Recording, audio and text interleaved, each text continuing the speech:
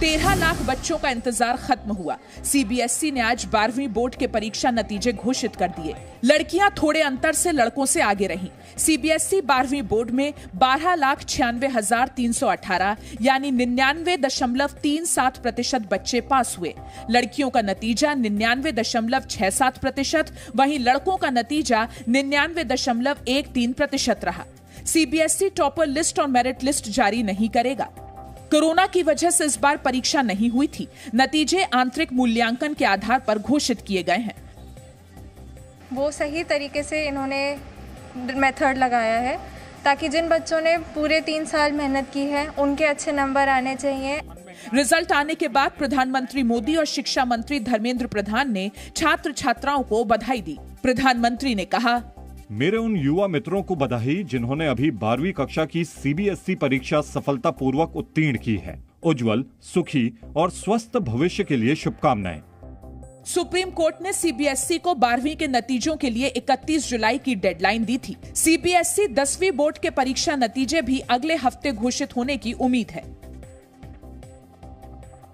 सीमा विवाद को लेकर भारत और चीन के बीच सैन्य स्तर की बातचीत कल होगी।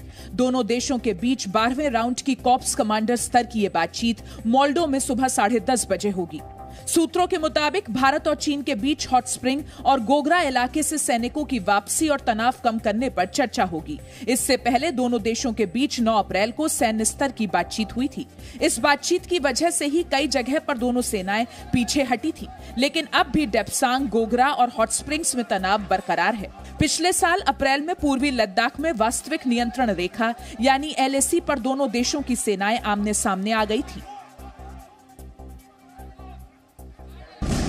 मुसलमानों के लिए विशेष लाभ की सिफारिश देने वाली सच्चर कमेटी की रिपोर्ट को 15 साल बाद सुप्रीम कोर्ट में चुनौती दी गई है। याचिका में सच्चर कमेटी को असंवैधानिक बताते हुए इसकी सिफारिशें खारिज करने की मांग की गई है। पूर्व प्रधानमंत्री मनमोहन सिंह पर भी सवाल उठाए गए हैं। मेरा विरोध सिर्फ इतना है कि जो सच्चर कमेटी ने माइनॉरिटी को एक अलग चश्मे से देखा और स्पेशली मुस्लिम माइनॉरिटी को अलग चश्मे से देखा, वो अनकॉन्स्टिट्यूशनल है और वो संविधान की मूल भावना के खिलाफ है। याचिका में कहा गया है कि कमेटी का गठन संविधान के अनुच्छेद 77 का उल्लंघन है। सिर्फ मुस्लिमों पर कमेटी अनुच्छेद 14-15 का उल्लंघन है। प्रधानमंत्री मनमोहन सिंह ने कैबिनेट की मंजूरी भी नहीं ली। कमेटी का गठन राष्ट्रपति के आदेश के तहत भी नहीं किया। बीजेपी ने आरोप लगाया कि कांग्रेस का ये फैसला सिर्फ मुस्लिम तुष्टीकरण के लिए था। धर्म या संप्रदाय विशेष के लिए कोई विशेष व्यवस्था नहीं होना चाहिए। ये हमारा संविधान का मूल स्पिरिट है और सर्वधर्म समभाव ही हमारा संविधान का मूल तत्व है। जस्टिस राजेंद्र सच्चर कमेटी 2005 में बनी थी। इसकी सिफारिशें नवंबर 2006 में लोकसभा में रखी गई थी। संसद में गतिरोध तोड़ने के लिए सरकार रविवार को विपक्ष के साथ बड़ी बैठक कर सकती है। सूत्रों के मुताबिक विपक्ष के नेताओं से अलग अलग बातचीत का जिम्मा रक्षा मंत्री राजनाथ सिंह को दिया गया है। राजनाथ सिंह भी बैठक में रहेंगे। पेगासस जासूसी मामले और कृषि कानूनों के खिलाफ विपक्ष ने आज भी हंगामा किया और सदन नहीं चलने दिया। भारत सरकार ने, प्रधानमंत्री जी ने हमेशा कहा है कि जो उपयुक्त विषय हैं, चाहे वो किसान का हो चाहे वो अन्य विषय हो, उन पर भारत सरकार चर्चा करने के लिए हमेशा तैयार है। हालांकि हंगामे के बीच सरकार ने लोकसभा में 2 बिल रखे। वहीं पश्चिम बंगाल की मुख्यमंत्री ममता बनर्जी ने कहा, विपक्षी दल साथ आकर ही सरकार को मुद्दों पर घेर सकते हैं।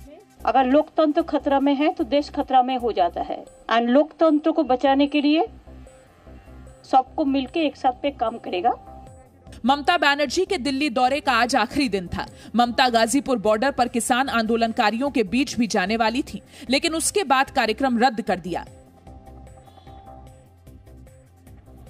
प्रधानमंत्री नरेंद्र मोदी ने 15 अगस्त पर लाल किले से भाषण के लिए लोगों से सुझाव मांगे हैं। प्रधानमंत्री कार्यालय ने आज ट्वीट किया, आपके विचार लाल किले की प्राचीर से गूंजेंगे। 15 अगस्त पर पीएम मोदी के संबोधन के लिए आपके क्या सुझाव हैं? उन्हें @mygov इंडिया पर शेयर करें।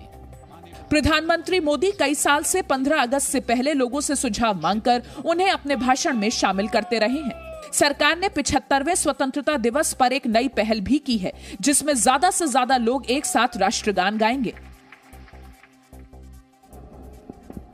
जम्मू कश्मीर के बारामूला में आतंकवादियों ने सीआरपीएफ जवानों पर ग्रेनेड अटैक किया। इस हमले में एक स्थानीय नागरिक समेत 4 जवान घायल हो गए। हमले के बाद इलाके की घेराबंदी करके सर्च ऑपरेशन चलाया गया। वहीं जम्मू के सामा सेक्टर में इंटरनेशनल बॉर्डर, आईटीबीपी कैंप और आर्मी कैंप के पास 3 संदिग्ध ड्रोन नजर आए। बीएसएफ की जवाबी फायरिंग के बाद तीनों संदिग्ध ड्रोन वापस पाकिस्तान की सीमा में लौट गए।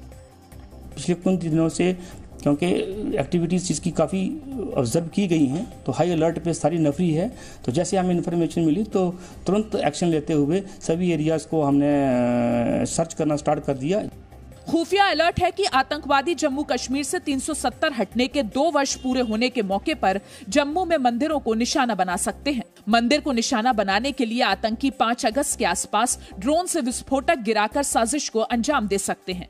इस अलर्ट के मिलने के बाद बॉर्डर से लेकर शहरों तक सुरक्षा नाके बढ़ा दिए गए हैं और गहन तलाशी अभियान चलाया जा रहा है।